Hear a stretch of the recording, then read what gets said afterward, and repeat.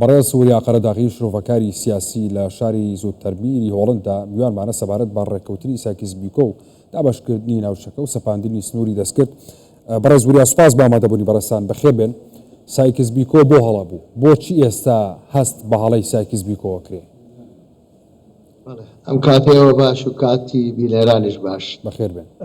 ڕاستە سایکس بیکۆ هەڵە بوو لە 1916 و لوزان زیاتر هەڵە بوو لە 1923 و لە دوای 109 ساڵەوە کە بەرپرسێکی گەورەی ئەمریکی بێتە لە بەردەم هەموو دنیاە بڵێت کە ئەمە هەڵە بوو لەبەرەوەی ئیمپراتۆرێتە گەورەکانە مەسیری ملەتانیان تهدید دەکرد و ئەوەش بە هەڵایە. ئەڵێ بۆچی ئەو هێزە زلانە دانیشتن ئەو ملەتە چاوساوانەیان چاوساواترە کردەوە و دابەشیانە کردە سەر ئەو وڵاتانەیە. ئەمە هەڵەیەکی زۆر گەورە بوو، ئەبێ ملەتان خۆیان چارەسەری خۆیان بنووسن نە هێزە زل هێزەکان. ئەوە یەکێک بلەوانەی وە لە هەمان کاتە مایک پۆمپیۆ کە وەزیری خارجی ئەمریکای زمانی ترامپ زمانی خولیەکەمی ترامپ بوو هەمان بۆ چوری هەبوو لە پێش ماوەیەکی کورت یەک مانگ پێشە ئەویش هەمان شتی هەبوو کە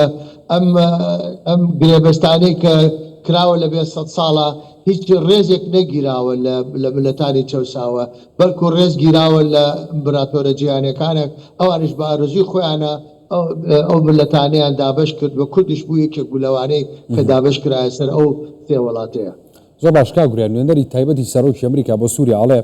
سەردەمی دەستێوەردانی ڕۆژاوا کۆتایی هاتووە. بۆچی وا دەڵێ شتێکی نوێ هەیە؟ مەبەستی لێی چییە؟ ناوچەکە لە گۆڕانکاریە،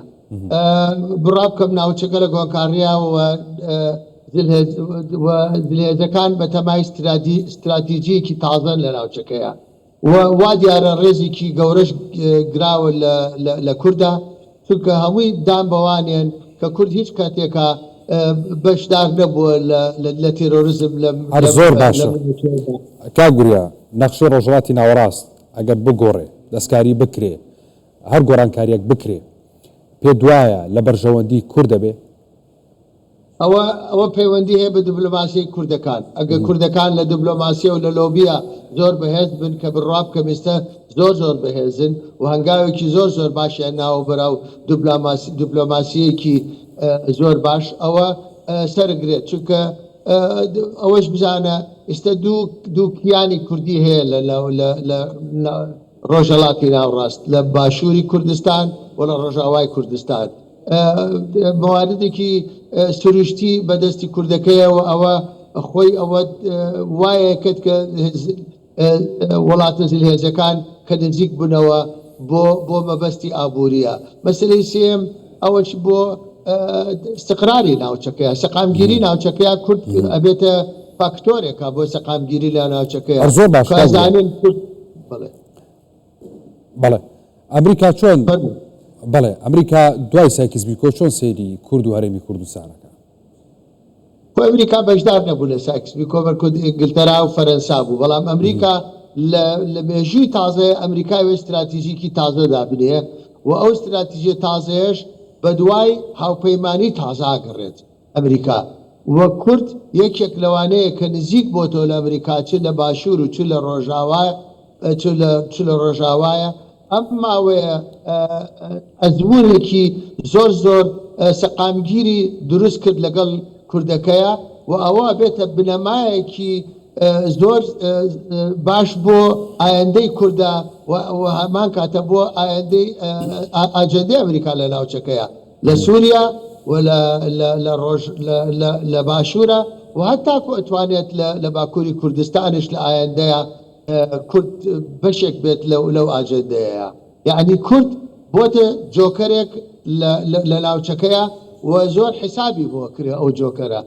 لە هەموو دنیا حسابی بۆ کرێت لە ئەوروپایە و ئەمریکایە و ڕووسە هەتا وڵاتە عەرەبەکانە و ئیسرائیلە. یعنی نزیک بۆتەوە بۆ چارەسەرێکی سیاسی دەرچوونێمە لە قالبی چارەسەری ئینسانی و حاڵەتێکی ئینسانیمان پێ پیشان بدەن و یارمەتیان بدەن کەوتونەتە ناو مەلەفێکی سیاسی و وا بیرەکەنەوە کە مەسەلەی کورد پێویستی بە چارەسەرێکی سیاسی هەیە و ئەوە زۆر هەواڵێکی زۆر زۆر باشە بۆ کورد و بۆ ئایندەی کورد. زۆر باشە کاگووری ئەمریکا لەوە تێگەشتووە ئەمریکا ئەوروپا دنیا لەوە تێگەشتووە کە کورد فاکتەری ڕوبەڕبوونەوەی تیرۆر و ئاشتی و سەقامگیری لە ناوچەکە چونکە تەنیا ئەوە کووردە هەرێمی کوردستانە هیچ کێشێکی لەگەڵ هیچ وڵاتەکانیە و نەبووە هۆکاری هیچ کێشە و ڕوبەڕبوونەوە و شەڕ و جەنگێک. بەڵێ خۆی بەڵێ ئەزوورێکی زۆر باشی هەیە لە شەڕی داعش لە شەڕی داعش ئیسپاتی کرد کە کورد لەگەڵ ئەمریکا و لەگەڵ هێزاوە پەیمانەکانە پێکەوە شەڕی داعشیان کرد سەری تێرۆریزمیان کرد لە جاتی هەموو جیهانە ئەوەی کە کورد کردی نەبەست بۆ کوردستان کردی بەڵام بۆ هەموو جیهان کردی کە خەتەری داعشی دوور خستەوە لە زۆربەی وڵاتانە لە ناوچەکەیە ئینجا لێرە حسابی بۆ کرێ کوردی ڕۆژاواش هەمان کاتە ئەوش جەنگێکی زۆر بە قۆتیان کرد دژ بە داعش و دژ بە تیرۆریستەکانە ئەوانیش ئیسپاتیان کرد کە ئەبنە فاکتۆرێک لەو ناوچەیە اینجا ئەلێرە نزیکبوونی ڕۆژئاوا و نزیکبوونی باشوورا و کە زۆر نزیک بنەوە و لە استراتیژیەکی کورد دروست بکەن پێکەوە و پیشان بدەن بە هەموو دنیاە کە ئەمە یەک هێزین و ئێمە ئامادەین بۆ هەر هاوکاریەک لەو ناوچەیەدا بەڵام لە هەمان کاتا ئێمە خۆشمان بەرژەوەندی خۆشمان هەیە وەکو ملەتی کورد ئەو بەرژەوەندیش ئەبێ حسابمان بۆ بکرێت ئەوە نییە بەس ئێمە شەڕکەرین و شەڕیان بۆکەین بەلکو ئێمەش هیوای ئومیدێکی سیاسیشمان هەیە لە ناوچەیە بێ ڕێزی لێ بگرین و بڕوا بکەم ئەم هەنگاوانەی کە ئێستا نادراوە بە تایبەتی لە دوای زیارەتی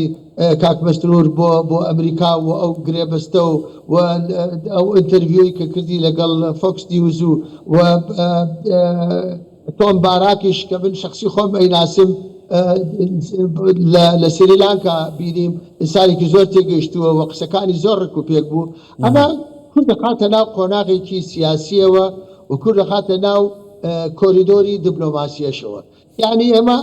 ئەزمونمان نییە لەمەیە بەڵام نەختە ئێمەش ئۆتانی خۆمان دروست دەکەین کوردەکە و بەرەو پێشۆڕێن و ئەمە بڕا بکەم خەبەرێکی زۆر زۆر پۆزیتیڤە بۆ نەبەست بۆ هەرێمی کوردستان لە باشوورە و بۆ هەموو ملەتی کوردە. زۆر باشە چۆن ئەمە بقۆزێتەوە کورد چۆن مامەڵە بکە ینی گرنگە بە چاوی ئەمریکا و ئەوروپاوە چۆن ئەمە لە دەست نەدەین؟ بەڵێ خۆی بۆکوتم لە سەرەکیەوە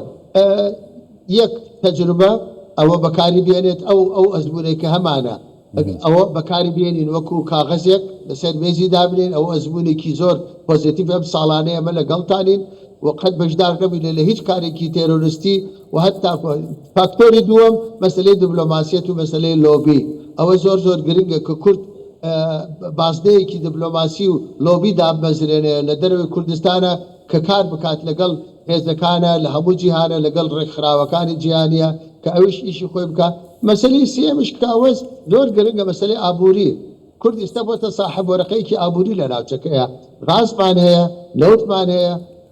موقعێکی استراتیجیمان هەیە جیۆپۆلیتیک ئەمانە خۆی ئەم سێ فاکتۆرە زۆر زۆر گرنگە و هێزی کشمان هەیە لەو ناوچەیە کە ئەتوانێت بەرامبەر هەر هێڕشێکە لەو ناوچەیە دژ بە تیرۆر ئەو هێزەمانەیە ئەمانە چوار فاکتۆرن زۆر گرنگە بۆ کورد دایبنێ لەسەر مێزە و بۆ گفتوگۆیە بەڵام وەکوتم بەرژەوەندی کورد لە پێش خۆی دابنێ ئەوە زۆر زۆر گرنگە کە ئێمەش ئەمانەوێ بەم چوار فاکتۆرە بگەین بە ئامانجێکی سیاسی. بەڵێ بەڕێز سووریا قەرەداغی شرۆڤەکاری سیاسی لە شاری زوو تەرمێری هۆڵندا سوپاس بۆ ئامادەبوونی بەڕێستان کاگورێ بەخێر بێ. سپاس بۆ ئێوەش.